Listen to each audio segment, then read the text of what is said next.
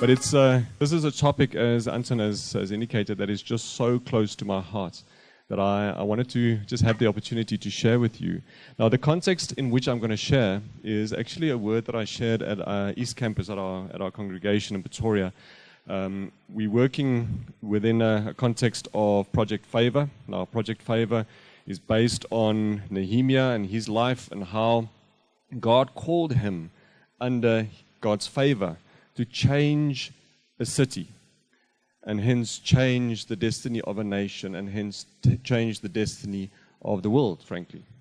And I want to use the structure because we didn't have the discussion at our table about calling, but my definition of calling essentially is God's favor through obedience being put into action. Does that make sense?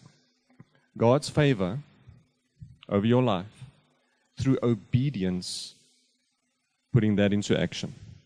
So in your workbooks, on page 16, apparently there's space for you to write. I think if there's one thing that I would appreciate it if you agree with it, so maybe write down is maybe just that definition. God's calling is God's favor under obedience, putting into action. Now, the rest of that page you can use to write things about me if I go wrong. But that one, I know I'm right. Okay. So I'm going to use the structure of that sermon, but I'm going to just hop, skip, and jump over a few things because there are a few things just in my journey that I would like to highlight to you. Now, the first point just on favor is what the definition is of favor. Now, for me, it's quite important, and this word has struck home to me. It's a Greek word called charis. Now, charis, in the first instance, means grace, and in the second instance means favor. Now, grace in the first instance to say that God has got a plan for each and every one of our lives, but the power of His grace for humanity is what covers that plan for us. Does that make sense? So grace, as you cannot see, now you can see, grace refers to what is available to all mankind. And then in the second instance, favor refers to what is available to you personally. So as this year started, 2016, I'm in the financial services industry, so I asked myself the question, is there favor in my life? Now, answering that question, just be mindful of the fact that 2016, just a few data points maybe for you, the context in which my mind went and tried to consider it. 2016, in human recorded history, the first 3 weeks of 2016 was the worst in financial markets in recorded history. So investing people's money into that market was absolutely hair-raising. The worst in recorded history. Now, in my opinion, the reason why it's the worst in recorded history is not because economic fundamentals have gone out the window or people just all of a sudden forgot about how to invest money.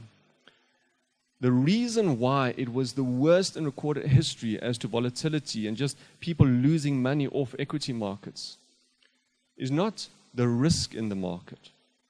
It is the uncertainty in the market. Does that make sense?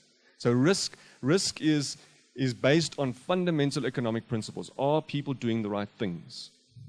Uncertainty, however, has got no anchor to it. Now just think about your anchors. So who in this room would ever have thought that the company called Anglo-American, its credit rating would be downgraded to junk? Okay, so that was one of my anchors. Anglo-American will not be downgraded to junk. It has been. I'm not saying it's a junk company. I'm saying its credit rating was downgraded, partly because of fundamentals, partly because of issues, but partly because of uncertainty. Another anchor that I had was on the oil price. So I said at least $45 a barrel was my anchor.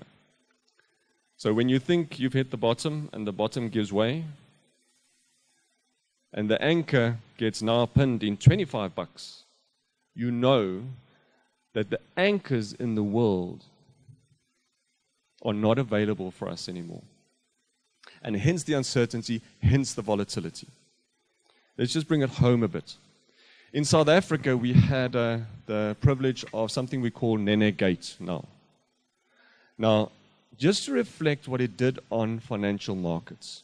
We did a volatility study in our business just to try to determine whether what happened in the markets the 3 days after Nene Gate. So for those that are not in residents in the country, that is when our president took our finance minister, Nhlanhla Nene, out of office. Out of his own accord, one decision, made an announcement in the evening. The morning we saw on the newspapers, meet your new finance minister. The new finance minister, his name is still, but he was the finance minister, David Douglas Des de Beer. It turned out that he had 3 names, one name for each day that he was Minister of Finance.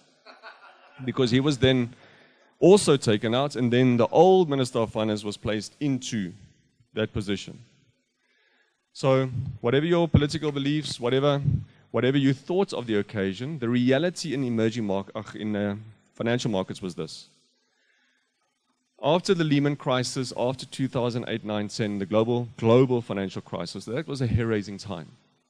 After the crash of Lehman's, the biggest bank failure in history, after that crash, the volatility in the market, in other words, the whiplash of now you're rich and now you're poor, and now you're rich and now you're poor, that volatility we measure by saying how many standard deviations did this thing move from the mean. So if you say what happened over human history, how many standard deviations did this move from the mean, our markets?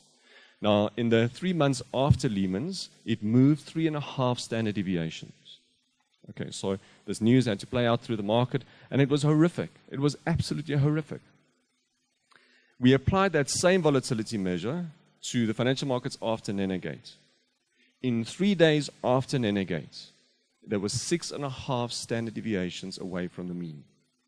Billions and billions of rands just written off the JSE.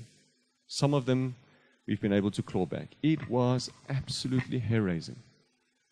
So that's the context in which I looked at this definition of favor, because if we are saying that God is with us in the workplace, it means that God has got favor not only for humanity, but for me, Boshoff, and for you, and each and every person in your groups. He's got favor for you in the workplace.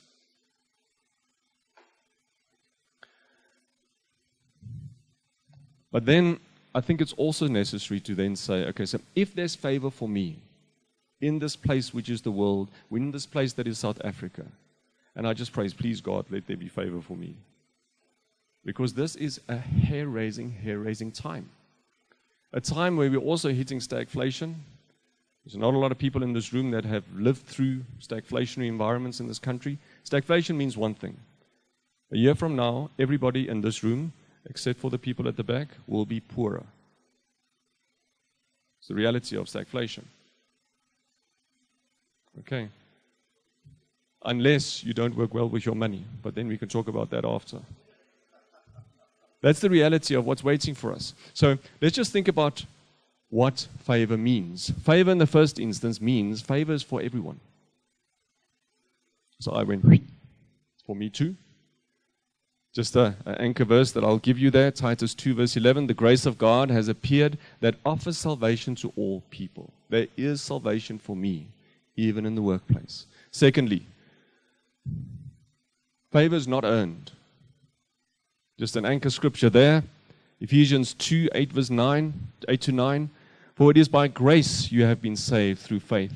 And this is not from yourselves, it is the gift of God, not by works, so that no one can boast about it. Now at this point, when I get to the next one, I know the doors are open. So there might be people that want to exit at this point.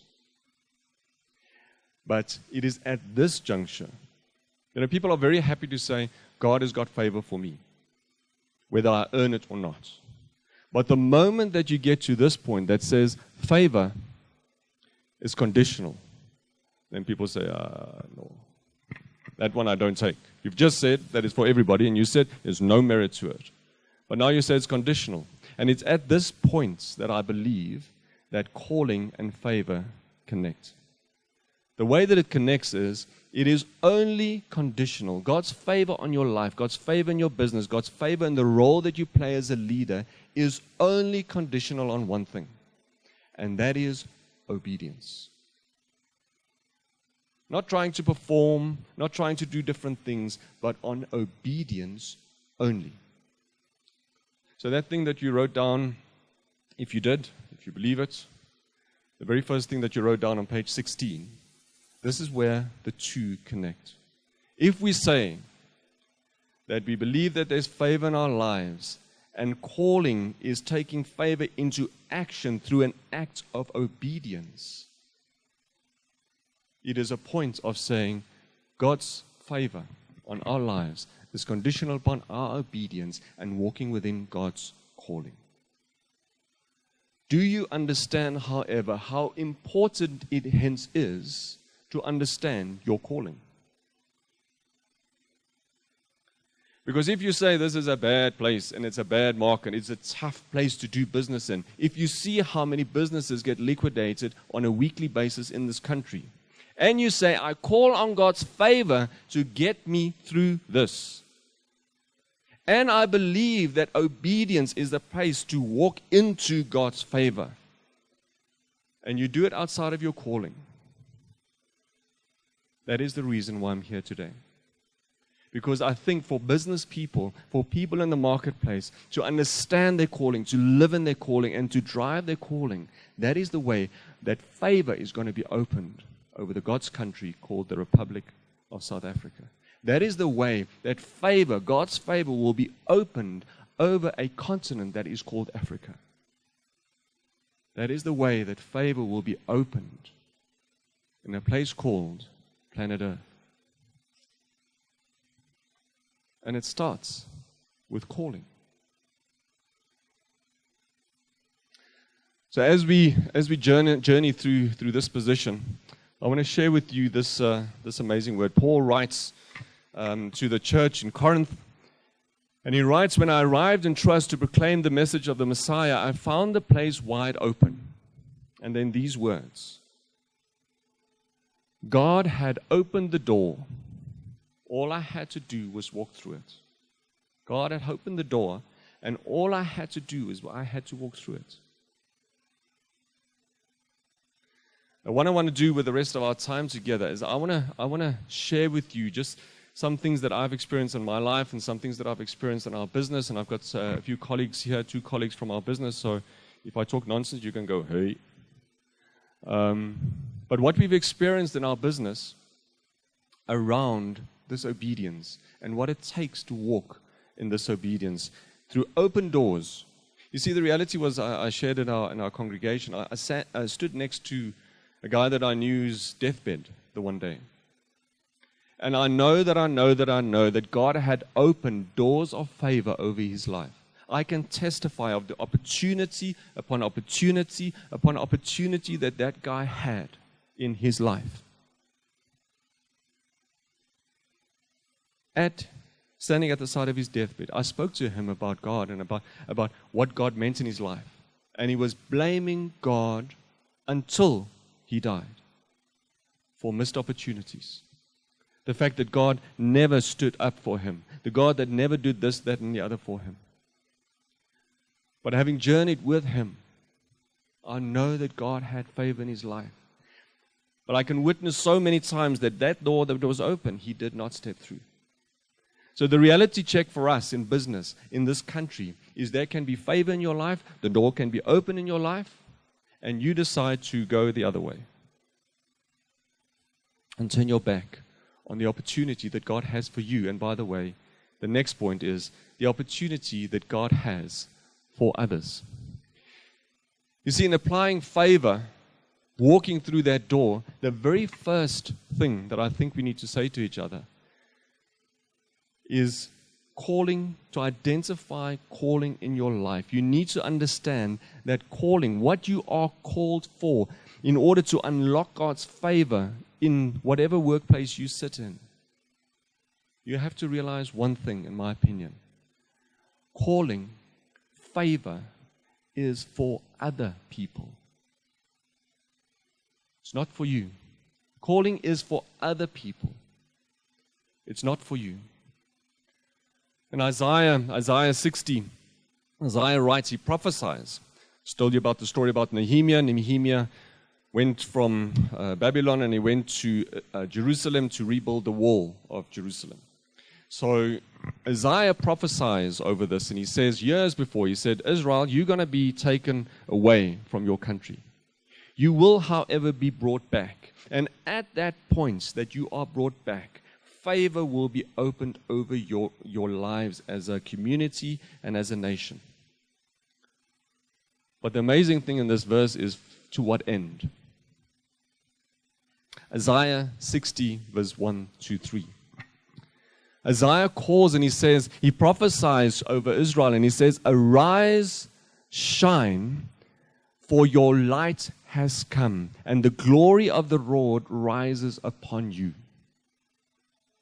So if you read the context of what it was written, it says, arise, shine. In other words, that door that is opened through to you, through my grace, through my favor, through the light that I shine on you, as that door opens on you, it is a call to action.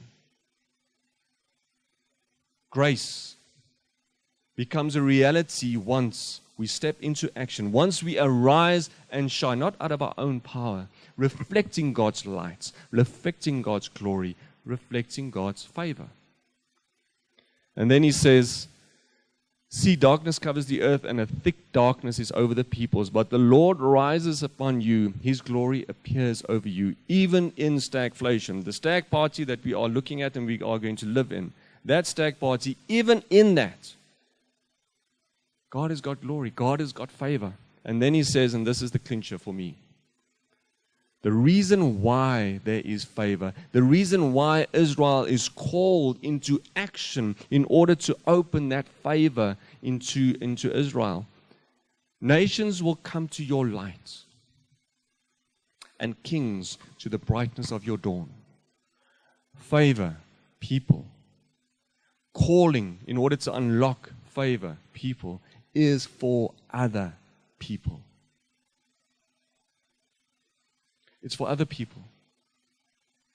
So in our business, we went through this journey, and I would appreciate it if you maybe, as I go through this, just in your mind, in the business that you are in the ministry that you are in the place in the world that you are in, ask yourself this question. As I think about God's calling over my life, and maybe now you think about those places where you engaged with God and God's spoken to your life as to calling. The way that it happened for us and for me in our business was the following. I said to God, if favor is for other people, if my calling that you lay on my life is for other people, to figure out what I should be doing with my life, I should be asking only one question. And just consider that question, if you would, in your mind, in your life, in your reality. What problem in this world can I solve? What problem in this world can I solve? You see, what it does then, it says there's a needs analysis here. So it says, what is the need in the market? What is the need in the world? What is the need in Africa or on the continent or elsewhere? What is the need that the talents, the blessings, the favor that God has for me can solve? And at that moment, favor steps into action because I know what and whom I was called for. So for us, in the financial services industry, we looked at it and we said, look, one of the biggest issues in South Africa and the rest of the African continent, but for Namibia, is that the net savings rate of households in Africa is 0 or below 0. In other words, in Africa and South Africa, every year, people save less, and less people save. And it's not because there's less money. The net income graph for each and every country is increasing year on year. So you've got an increasing net income graph for households, but you've got a decreasing savings rate, saying that the net savings rate in South Africa and Africa is below zero. In other words, people don't save for their lives. There's a scripture, I forget where it is now. I think it's in Ephesians where Paul writes and he says, listen, sorry, it's Philippians. When you are the person that does not save, that does not put away for your family, it is as if you are an unbeliever. This is as harsh. If you don't save, if you don't prepare for your family and for your country and for the people around you, it is as if you are an unbeliever. That is how important it is to God. And stepping into that need is not because there isn't money. It's not necessarily because people spend their money on absolute hogwash. It's sometimes because people don't have proper advice. People don't have access to quality products. And that is the first reason why we established our business, to help more people save. The second one is that in Africa, people that are saving do so ineffectively.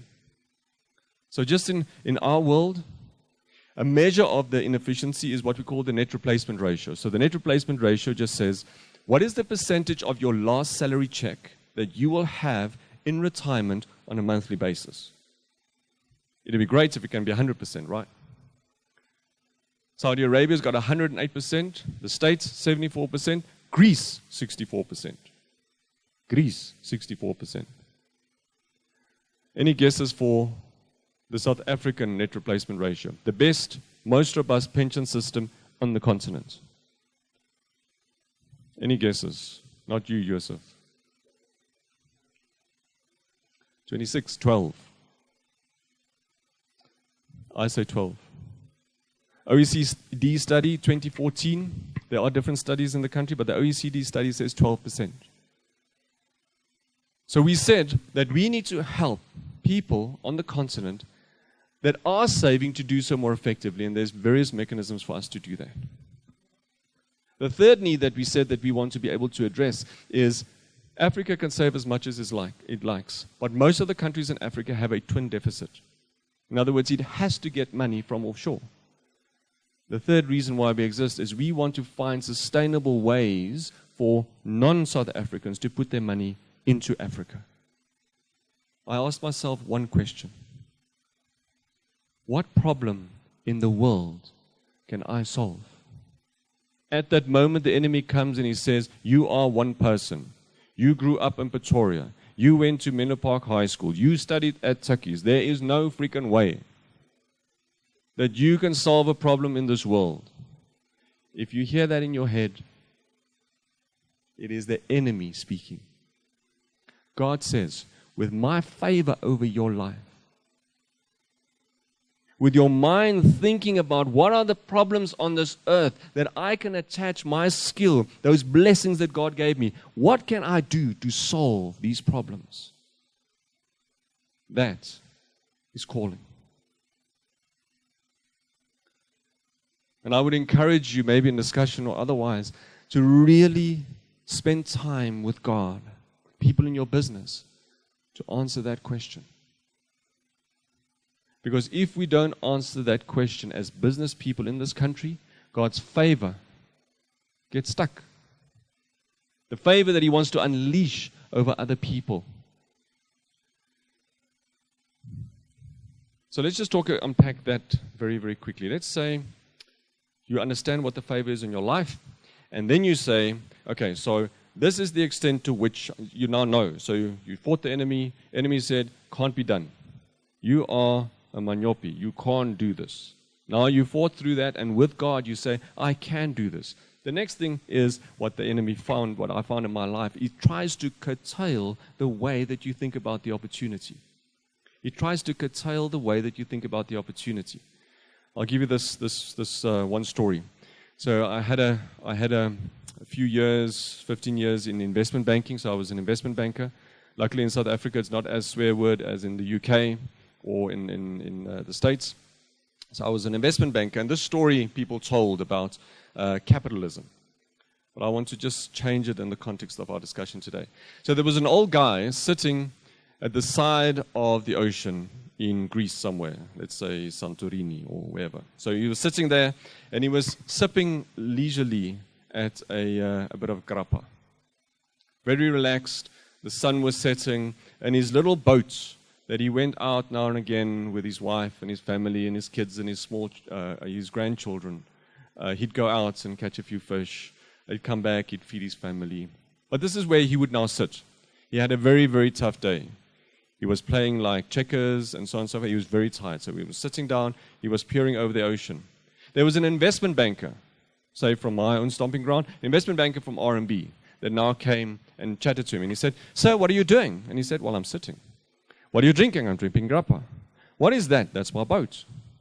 He says, "Maybe I can work with you, and the money that you make off these boats, the money that you make maybe with a few fish that you catch, we can buy another another boat, and then we can buy another boat, and maybe in 5 years' time you'd have a fleet of about 10 boats that you can catch fish with.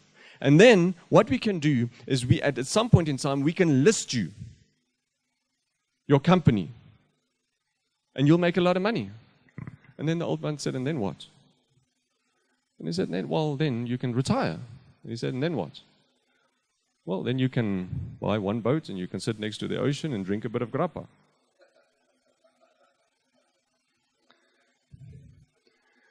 So in our context in South Africa, you know why I agree with the investment banker? Just think how many jobs that guy would have created in those 5 years. Just think how many people would have been taken out of poverty in those 5 years. Just think about how many people's lives would be different if that person takes the advice of the investment banker. You see, in this country, dreaming for your own khatsak will change only the size of your behind. I still don't get it to this day how people put these big wallets in their pockets and they sit, and it's not uncomfortable. If you think for one moment that running a business, dreaming in a way that actually only changes your life, and if, God willing, that business does well, changes the lives of your wife and your kids, and maybe of some families or siblings, this country needs more. A whole lot more. Now, with God's favor over one's life, with a spirit-inspired view of how one can solve problems in the world. And I'm not saying everybody that sits in this room must solve problems in Africa or South Africa. You might have been called to do it elsewhere. I've got good mates that are solving problems elsewhere. But wherever you are called to, if we can start dreaming beyond ourselves, that is where, even in stagflation, our unemployment rate could go from 26, not to 27, 28, 29, but to 25, 24, 23. The reason why I'm involved in different businesses, not only this business, is in this country, guys, girls, we need to learn to live wide. We need to learn how to impact people's lives much, much beyond yourselves. Because in that way, God's favor, God's grace, through the action in your life and the calling that you step into, will change the world.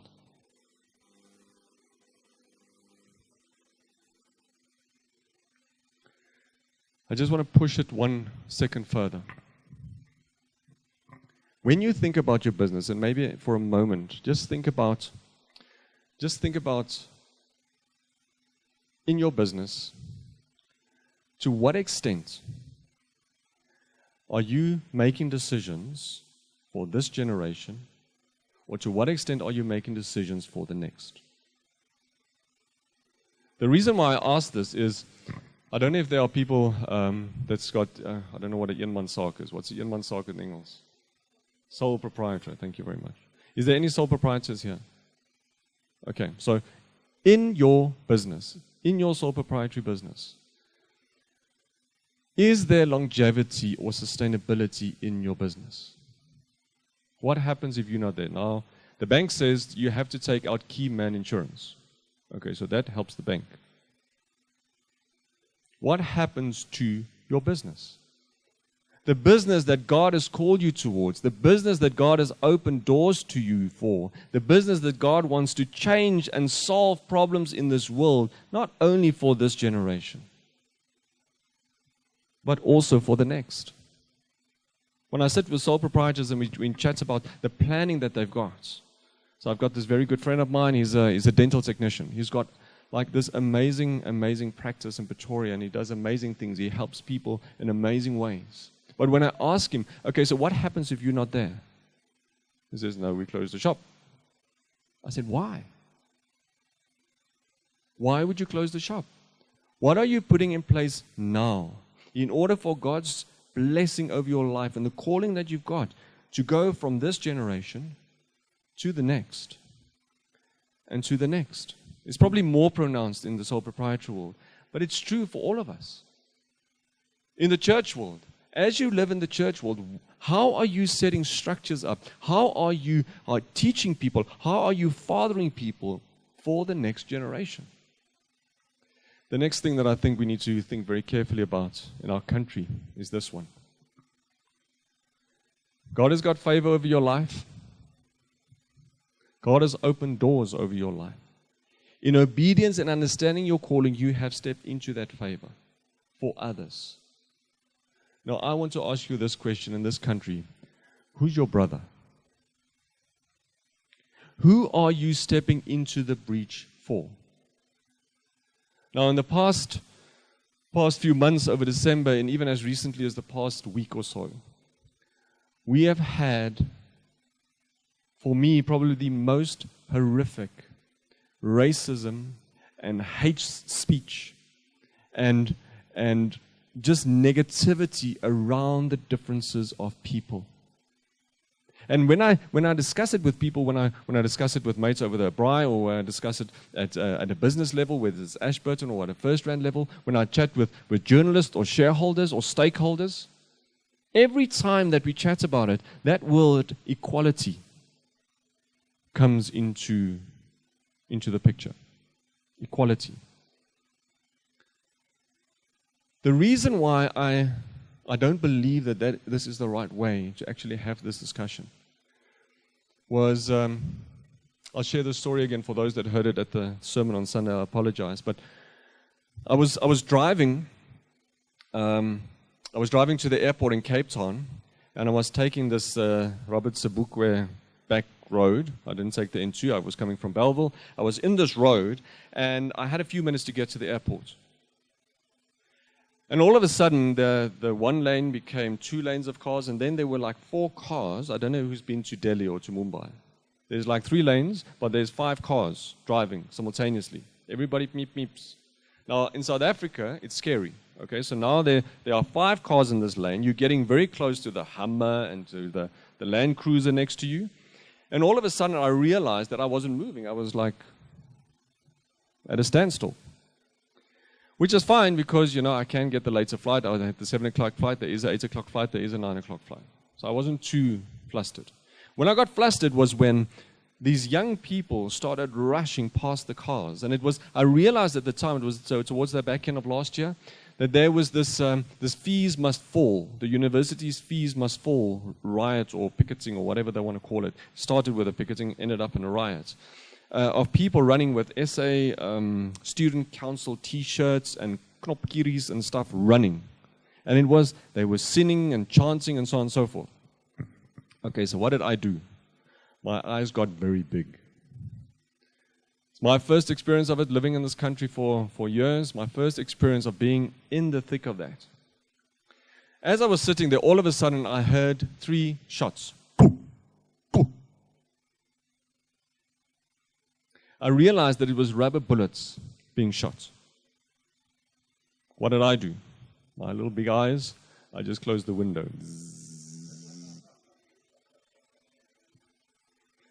Now I'm stressed. I'm worrying now. I can't pick up my phone. I'm worried somebody's going to smash the thing and take my phone. And maybe phone Bladen Zamandi and say the freeze might fall. And all of a sudden, I saw like tear gas being shot. I see people scatter. I see them throwing water over their heads and putting towels and stuff around their heads. What do? Beep. Circulate air. Aircon is going, I just have to circulate the air. And then all of a sudden what happened was, I saw for the first time, I don't know if you've seen these big trucks with the water cannons on top of it. It's a big truck, eh? And there was this guy, and I was unfortunately close enough, so there was this guy right about here on the truck, and there was a little PT standing right in front of him there where Yapi is. This guy was smiling, that guy wasn't smiling.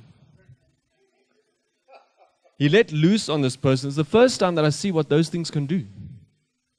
It is absolutely terrifying. It hit the guy from one point, and it threw him probably to where the guy with the check shirt is. What did I do?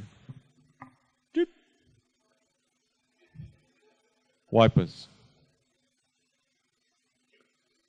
I got through it, got to the airport. What did I do? I went to the slow lounge. I needed to slow down. I was very tired.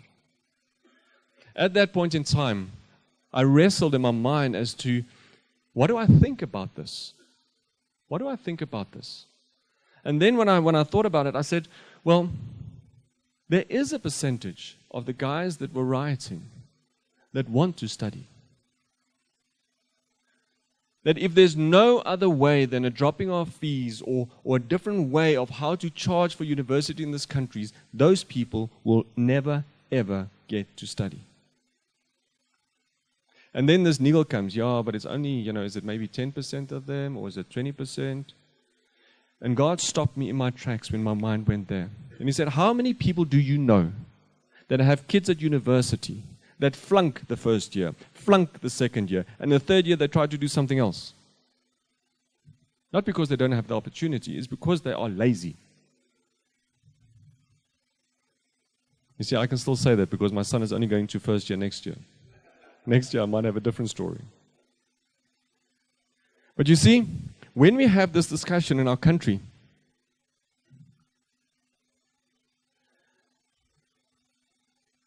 this is the picture that I think we should consider in the context of favor and calling for others.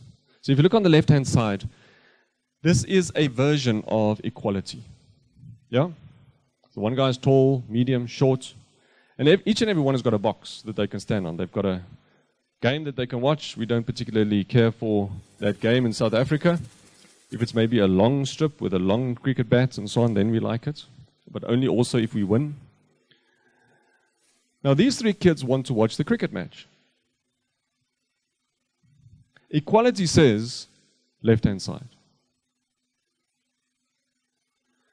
Understanding that favor and calling is for others, in my opinion, is the right-hand side. People talk about the difference between equality and justice. How do we find justice? In the favor that God opens over our lives, the doors that He opens for your business, the way that you step through that business, through that door. For who do you step through? What is the mindset that you have as you step through it? I don't have all the answers for all the difficult things that we're grappling with in this country. I don't. So we get reeled into views on affirmative action. We get reeled into views on what must happen in the municipal elections. We get reeled into all of these things. I don't have all the answers.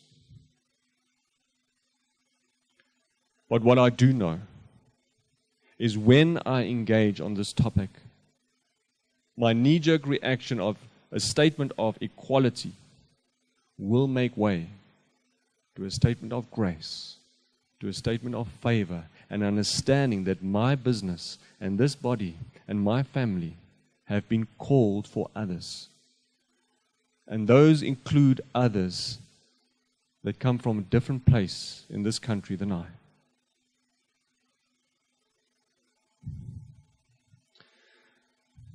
I want to change gears quickly to a few business opportunities that is not for our business, but I think there are plenty business opportunity for people in this room. If we get to understand this, that favor is different to the favor that God gives other people. Favor is different from others. If you just think about Nehemiah for a moment, 70 years people tried to rebuild that wall. It was not through a lack of effort. It was not through a lack of things that they tried to do. God opens up the favor in one guy's life. He opens up a door with a king. He opens the door of resources to build that wall. Nehemiah steps through that door.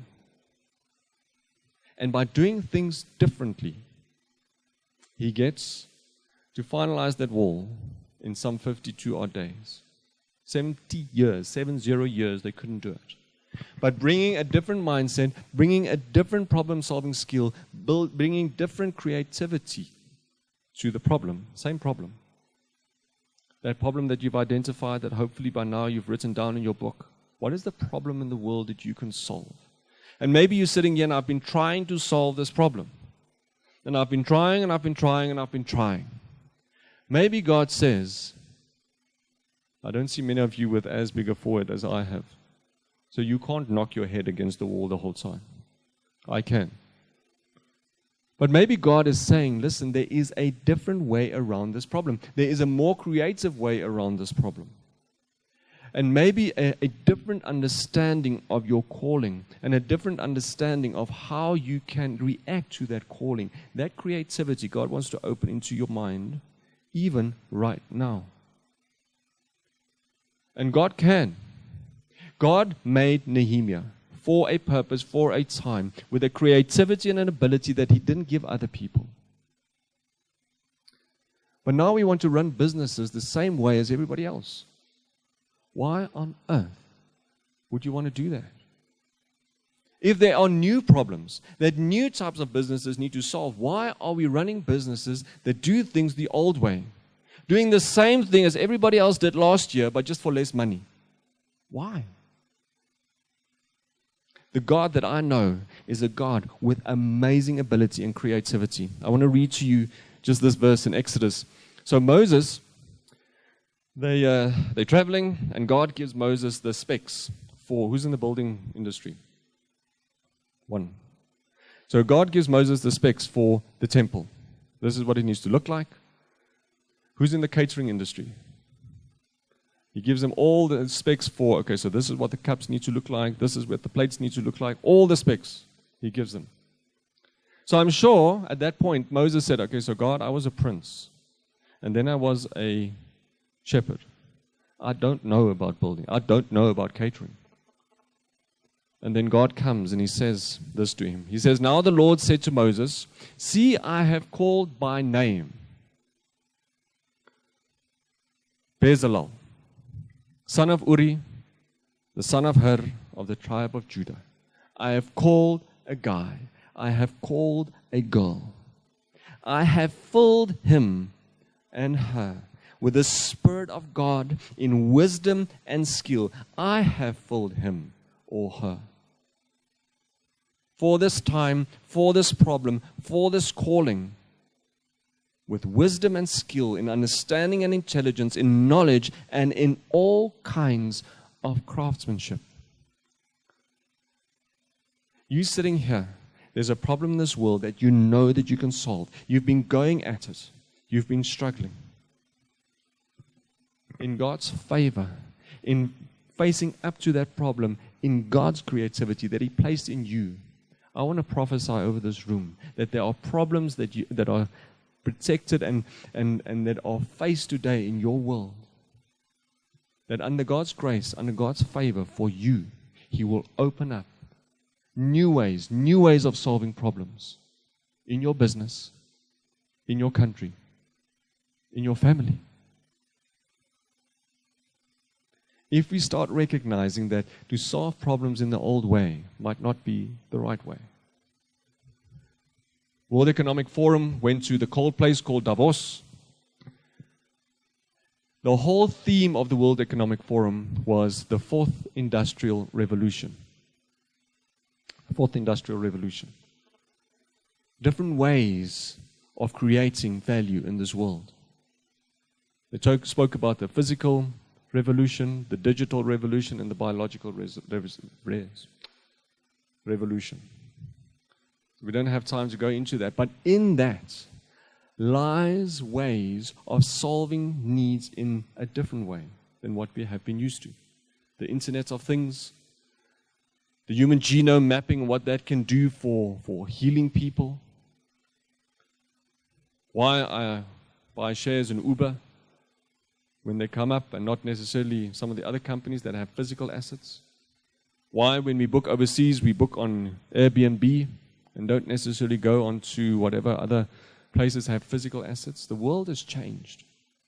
And when you think about the creativity that God has got for you, maybe it's time to be brave enough to do things differently. I want to tell you this quick story. I was summoned down to Cape Town. And maybe, although you're not in the financial service industry, maybe just think about this as the case study. What would your answer have been if you were me? What would your answer have been if you were me? So I hope I give you enough facts. So I was sitting in my office on a Tuesday, sitting in a board meeting on a Tuesday, and I got this WhatsApp. There's an asset consultant down in Cape Town that said, please to come down to Cape Town now. So I said, but I can't do it now. He says, I want to give you guys money, a lot of money, to invest on behalf of my client. I said, but I don't know, hey? He said, it's 11 billion rand. So I got up, and I said, okay. So I spoke to my secretary quickly. The quickest that I could get there was the next day.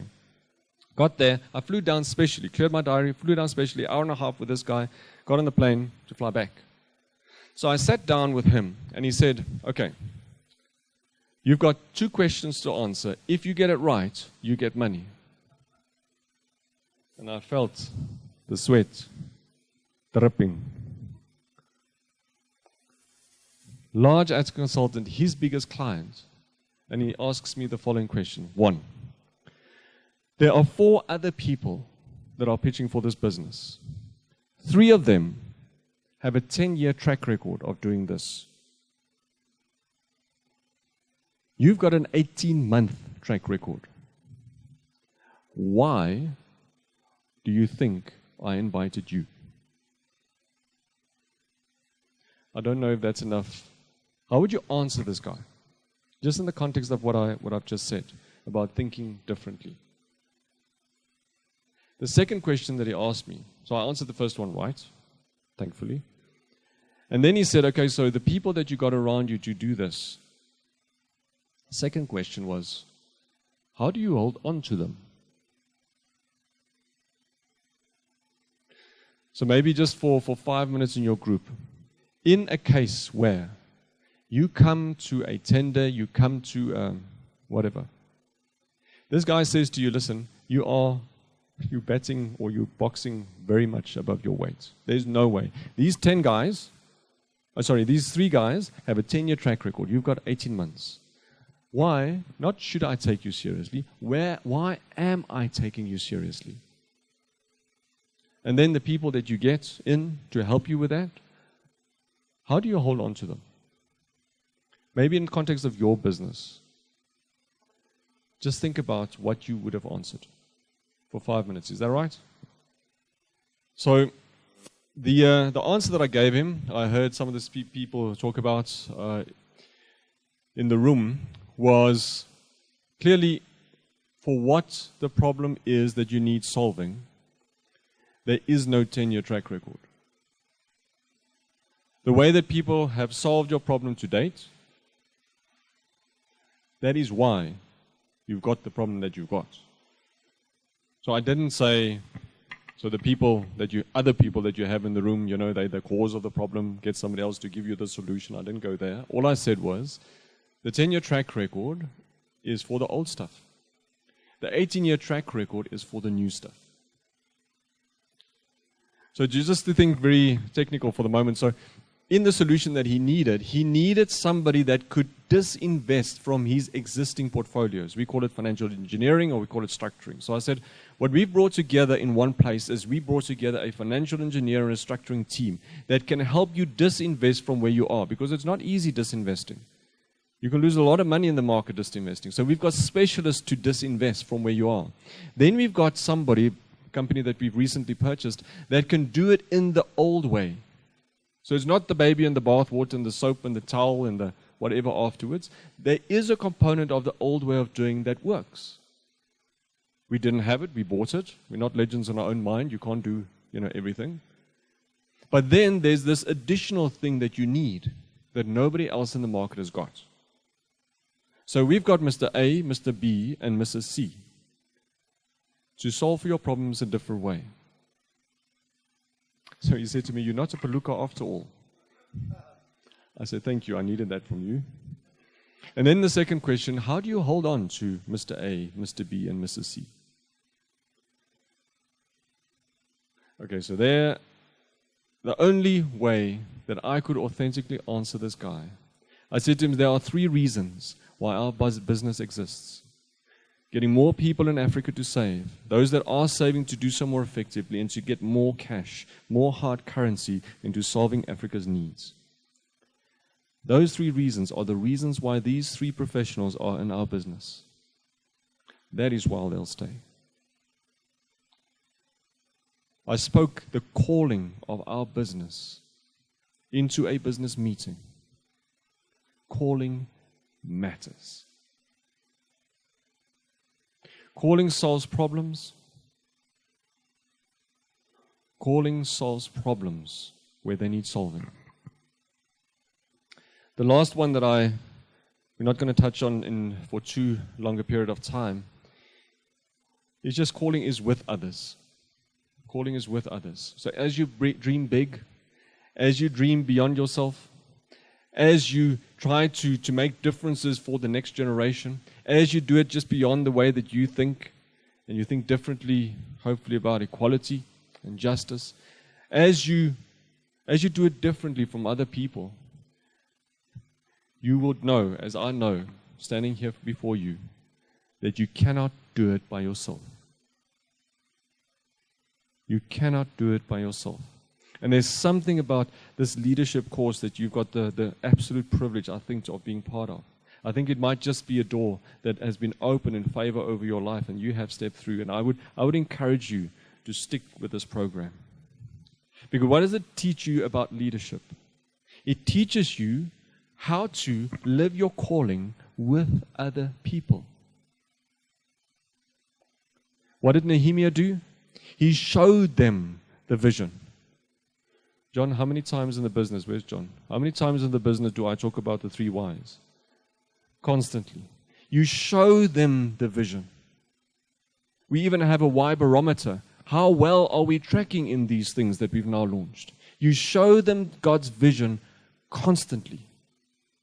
A lot of people in our business don't want to hear the word God, but they hear God's calling constantly.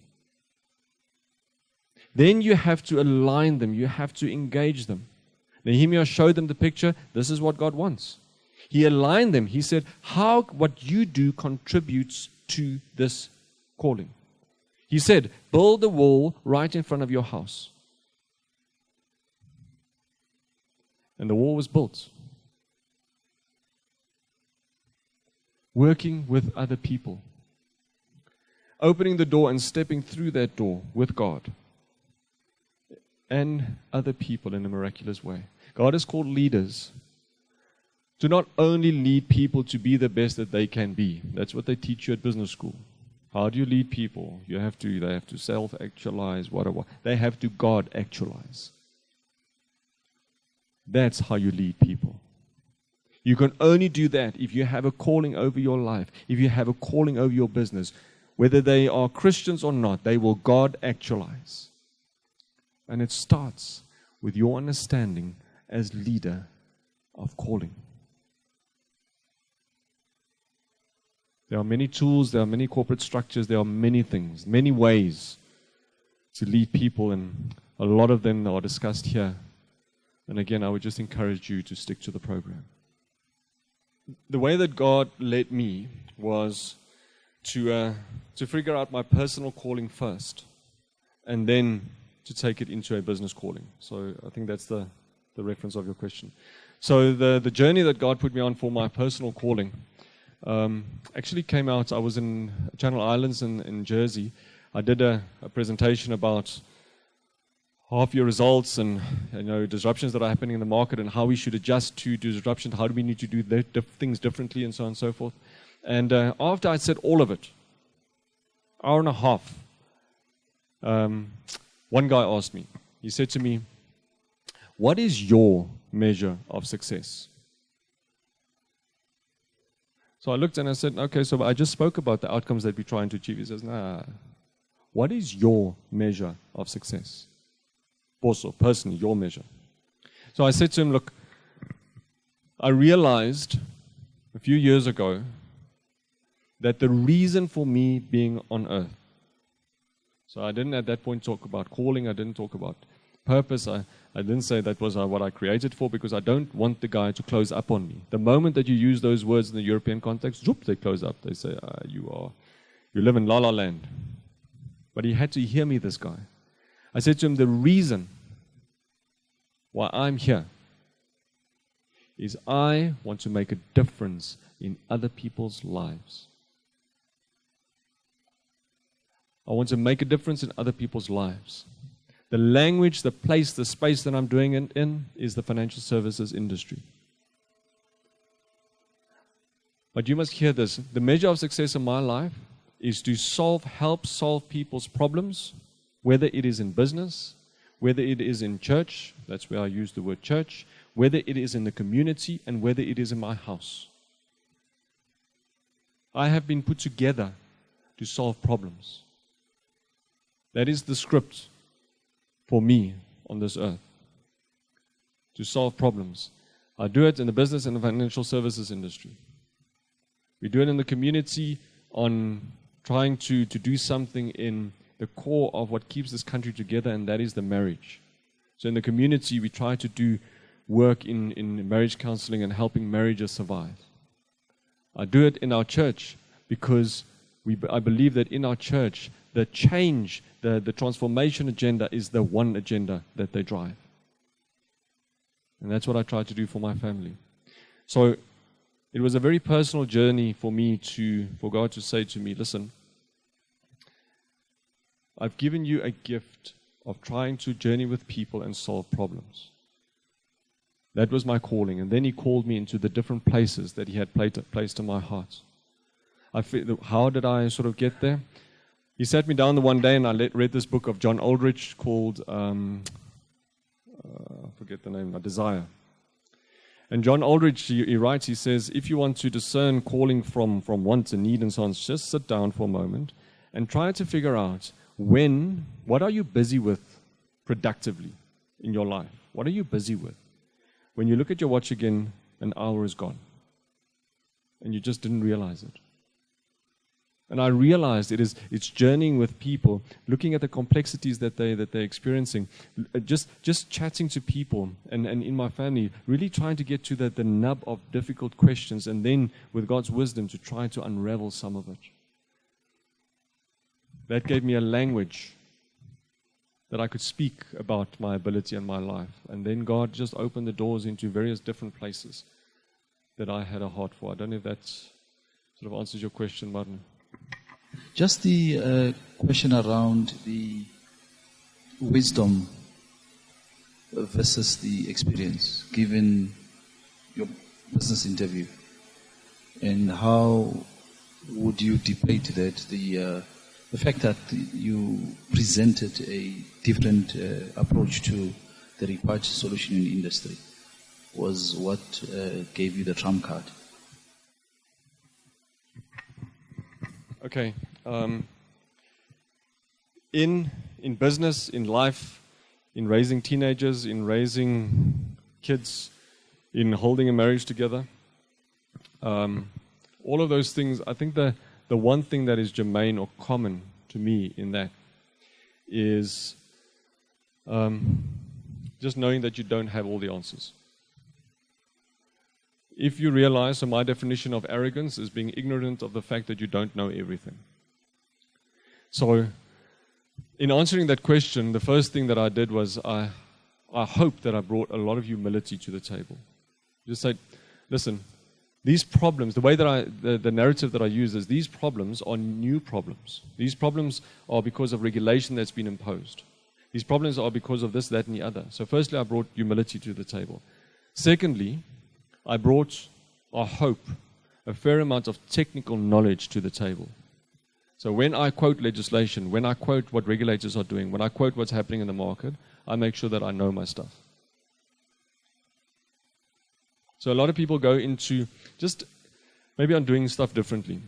There was a study done by Princeton University in 2013 that they spoke about the least innovative countries in the world are the most religious. The most innovative countries in the world are the most religious. The least innovative are the most religious. Includes the US, includes South Africa. So you can read the study, you can Google it. There's a few reasons that they think, that they postulate. They don't give a lot of reasons because they probably want funding for another study. That's very creative. But just think about it. How many times have you, I've done it a few times, and I came second and third and fourth. Gone into a meeting, within God's calling, doors open, I walk through, I'm unprepared. And now you think God's wisdom is going to get you out of that. God's wisdom teaches you to be prepared before you go in. Before you launch a business, you figure out what the issue is. You figure out the need that you need to solve. You figure out what your differentiator is. You figure out what the competitors are doing. You know your stuff.